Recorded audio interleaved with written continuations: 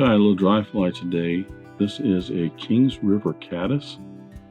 Whether you are a trout fisherman or a warm water fisherman, at least here in the Midwest, throughout most of the summer months, we have some sort of a caddis hatch going on. It can be big, it can be small. Different species of caddis will come off, but we always have some caddis around. So if you're out, even for the smallmouth around here, if you're out doing some fishing in the evening, sometimes it's just fun to tie a larger size caddis on, like an elk hair caddis or Kings River Caddis here, and just drift it along some grass beds or current seams. A lot of panfish will love them, but believe it or not, you can catch some smallmouth and largemouth bass with them. But mostly they are a trout fly. The Kings River Caddis is a simple pattern that rides high on the water, floats real well, easy to see, and it's just an interesting fly. Has a turkey slip for the wing and a polymer dry fly hackle and a dubbed abdomen, and that's all there is to it. A very simple caddis pattern. That's the Kings River Caddis. I will get started.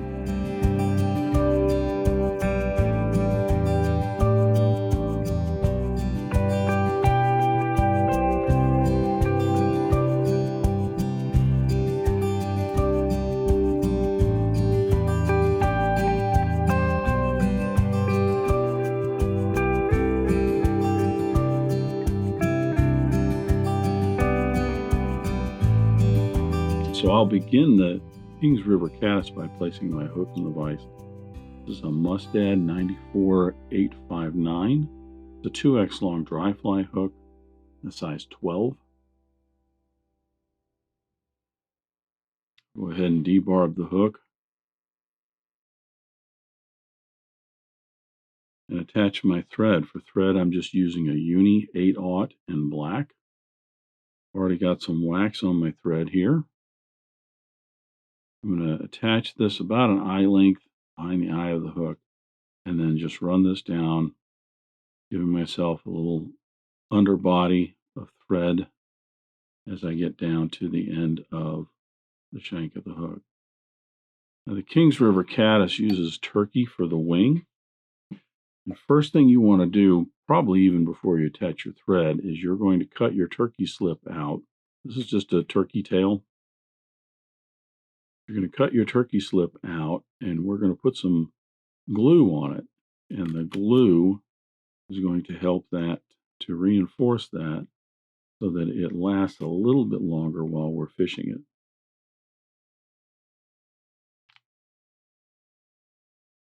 So I'll cut my slip out.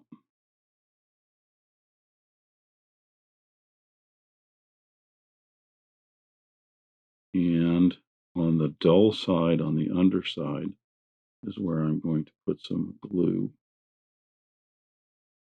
You want to cut that out so that it is about twice the gap of the hook, and that's about right.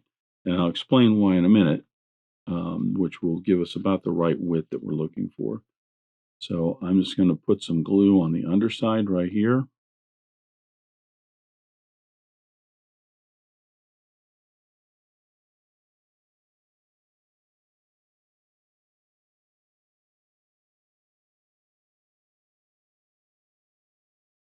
Then I will, using my fingers, kind of smear that around a little bit, pinching that to kind of squeeze out some excess.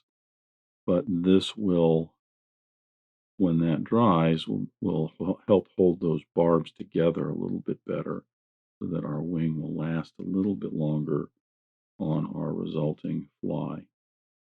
Now, part of the reason why I cut that out twice the gap of the hook is, with the adhesive on there, it's kind of shrunk up a little bit. As you're squeezing it, it kind of squeezes those barbs together a little bit. That's fine. Nothing wrong with that. We're going to end up with basically a wing that is about 1.5 times the gap of the hook, and that will give us the right coverage for what we're looking for. So after you get your head cement on there, just set that aside, and that will dry as we proceed with the rest of the fly. Now I'm going to put the body on here. The abdomen of this is just some dubbing. I'm using some Life Cycle Caddis dubbing in an olive color. You're going to create about a 2.5, maybe 3-inch dubbing noodle. Depends on how thick you make it. We're going to create a body that is about 2/3, a little more than 2/3 the length of the hook shank. It doesn't have to be tapered. I generally just tie them in as a level body. However, I do tie almost to the eye of the hook, and I'll explain why in just a second here. So with my dubbing noodle, I will start to apply that, running my dubbing forward, trying to keep kind of a level body here. And then now that's about the 2/3. A little bit back is where I'm going to tie in the wing case, but I'm going to put a little bit more dubbing forward. I'll explain. It has to do with the wing. If I tie the wing in right there,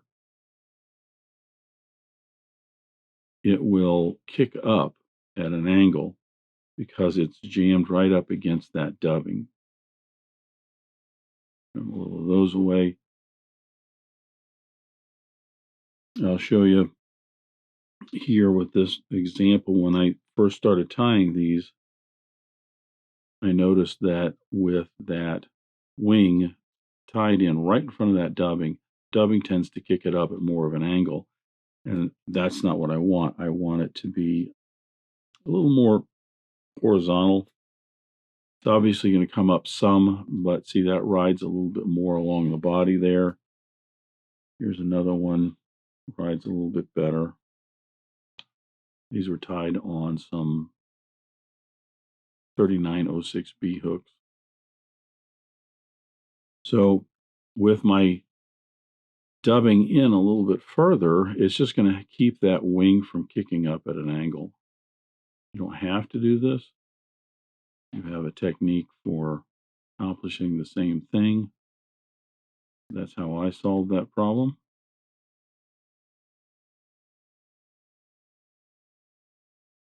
I'm trimming this away. It's not that this isn't going to be buggy when you're fishing it. Mostly I'm trimming it away to give our wing a little bit more time to dry. If I were to sit down and tie, half a dozen or dozen of these, I would make those turkey slips first thing. So the hackle that we're going to put on here in just a moment is just a brown hackle. This is just a Whiting Pro Grade brown dry fly hackle. I generally like it a little bit bigger, so this is a size 12 hook. I'm going to select a feather that the barbs are going to be more the length for a size 10. It's going to ride a little bit better in the water. That's all.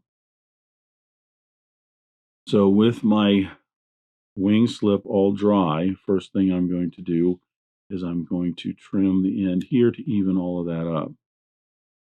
I'm then going to take the darker side, brighter colored side, and I'm going to place this right on top. Notice I have the ends of that slip going past the thread. I'm going to hold that in place with my left and right hand, folding it around the body. Get a couple of light wraps around that to see. I should have it just covering the body on both sides, like that. So I just have the body coming underneath here, and it's visible. Now I'm going to cinch that down a little bit and put in some tighter wraps. This whole area, I'm going to put in some wraps to smooth it all off. You'll notice all that dubbing kind of gets compressed down to the hook shank. I want to make a smooth enough platform for a hackle to be wrapped in. So my wing is folded right on both sides. Looks very, very good there. The thing is, the wing on a caddis, if you ever look at them on the water, they have a chunky little body, but the wings are usually almost twice as long as the body. So the thing you want to do here is just make certain that when you're cutting this wing out, you're going to cut this to be about twice as long.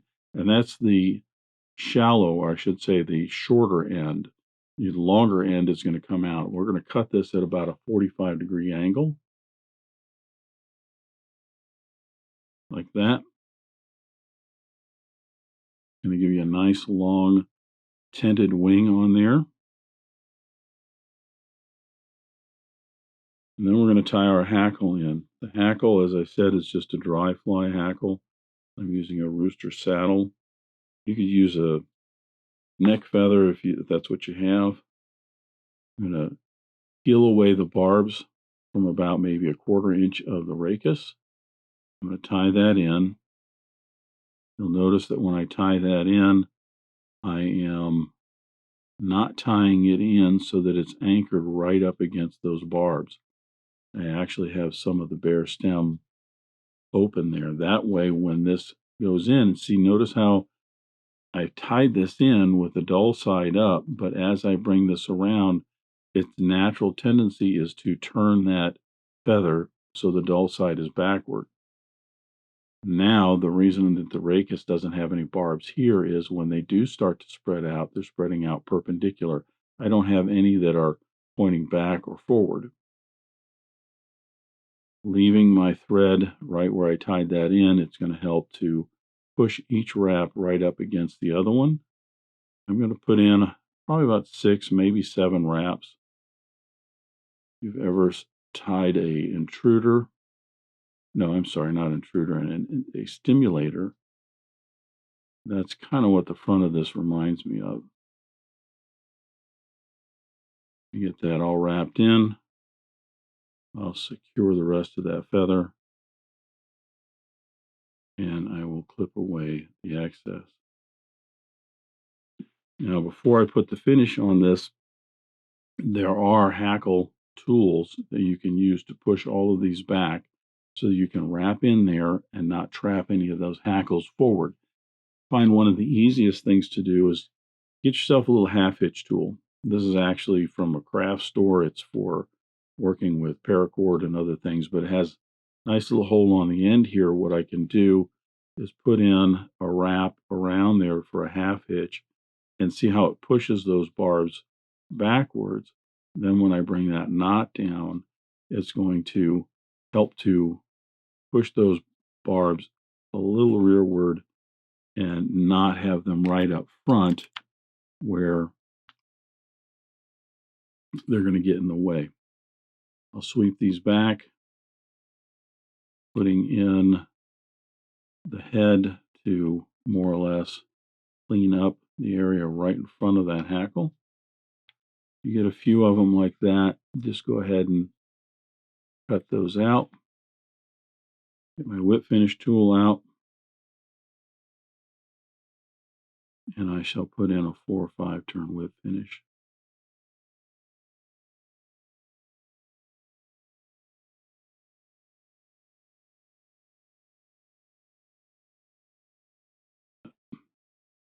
Fortunately, my whip finish grabbed a couple hackles there. It happens.